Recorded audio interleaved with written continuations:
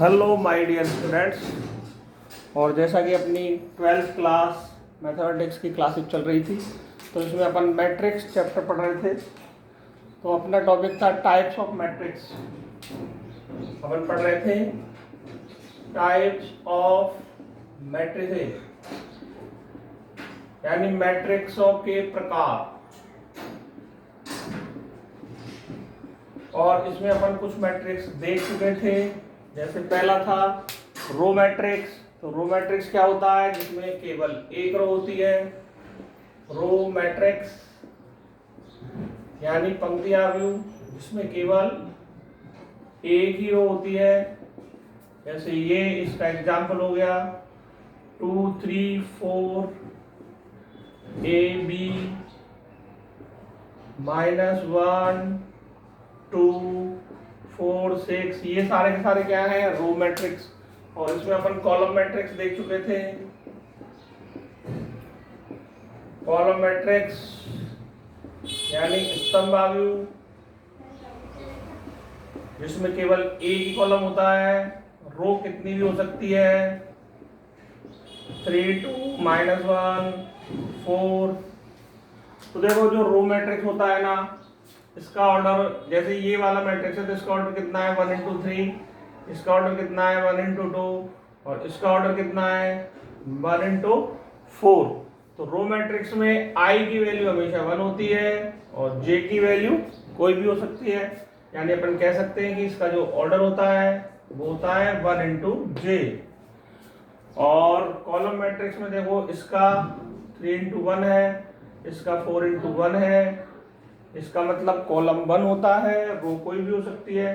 तो इसका मतलब इसका ऑर्डर है I into 1, यानी कॉलम फिक्स है 1। इसके बाद अपन ने देखा था स्क्वायर मैट्रिक्स। यहां तक अपन बात कर चुके थे।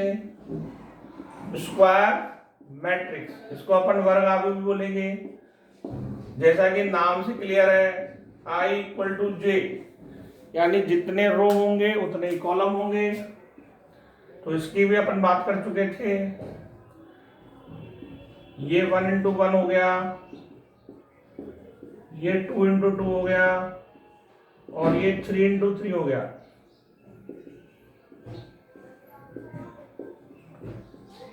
तो स्क्वायर मैट्रिक्स या तो 1 into 1 ऑर्डर, 2 into 2 ऑर्डर और 3 into 3 ऑर्डर। यहाँ तक ये हमारे सिलेबस में ये होता है।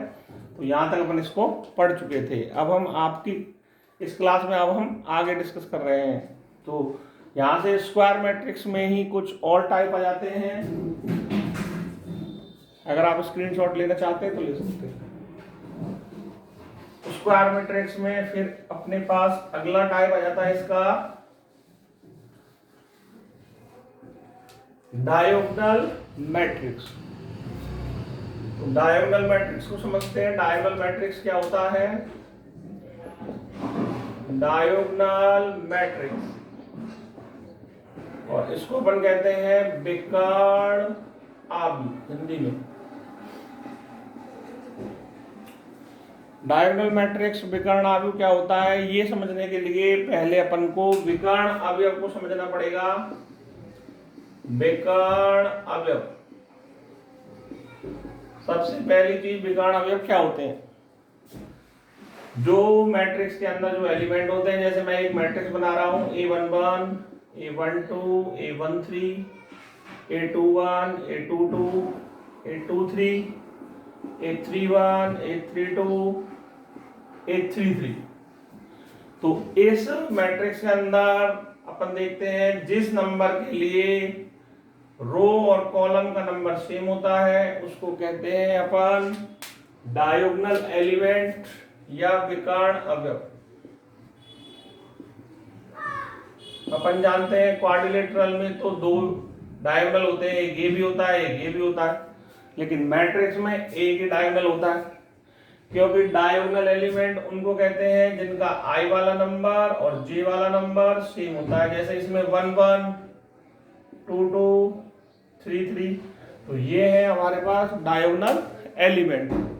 अब आप देखिए, डायगोनल एलिमेंट से ही अपन चलेंगे डायगोनल मैट्रिक्स पे। डायगोनल मैट्रिक्स क्या है? डायगोनल मैट्रिक्स में क्या होता है, केवल डायगोनल एलिमेंट ही नॉन जीरो होते हैं, बाकी सारे एलिमेंट जीरो होते हैं। यानी ऐसा मैट्रिक्स जिसके डायगोनल एलिमेंट तो हो नॉन जीरो और बाकी सारे एलिमेंट हो जाए जीरो, तो उसको अपन बोलते हैं डायगोनल मैट्रिक्स। तो डायगोनल मैट्रिक्स की डेफिनेशन यहां से क्या हो गई, डायगोनल मैट्रिक्स, डायगोनल मैट्रिक्स की डेफिनेशन क्या हुई, ए स्क्वायर मैट्रिक्स, जैसा कि मैंने आपको बताया ये स्क्वायर मैट्रिक्स के अंदर ही आता है, स्क्वायर मैट्रिक्स का ही पार्ट है। तो square matrix whose diagonal elements are non zero and all other elements are zero called diagonal matrix, diagonal matrix. तो इसमें अपन ये एग्जांपल ले लेते हैं, जैसे ये 2x2 का है, तो इसमें देखो ये तो कुछ एलिमेंट हो गए और यहाँ पर ये जीरो हो जाएंगे, ये डायगोनल एलिमेंट है जो कि नॉन जीरो हो जाएंगे विकर्ण अवयव, और बाकी सारे एलिमेंट जीरो। इसमें देखो ये सारे एलिमेंट जीरो हो गए, केवल ये डायगोनल एलिमेंट है, ये कुछ भी हो सकते हैं लेकिन ये जीरो नहीं होंगे। ये भी अपना जो है क्या हो गया, डायगोनल मैट्रिक्स का एग्जाम्पल हो गया। डायगोनल मैट्रिक्स आपको समझ में आ गया होगा। स्क्वायर मैट्रिक्स होता है, स्क्वायर मैट्रिक्स में ही ऐसा टाइप होता है जिसमें डायगोनल एलिमेंट नॉन जीरो होते हैं, बाकी सारे एलिमेंट जीरो होते हैं, उसको अपन बोलते हैं डायगोनल मैट्रिक्स। डायगोनल मैट्रिक्स के बाद अगला आता है scalar matrix. Scalar matrix, scalar matrix क्या होता है, ये हिंदी में इसको बोलेंगे अदिश आव्यूह,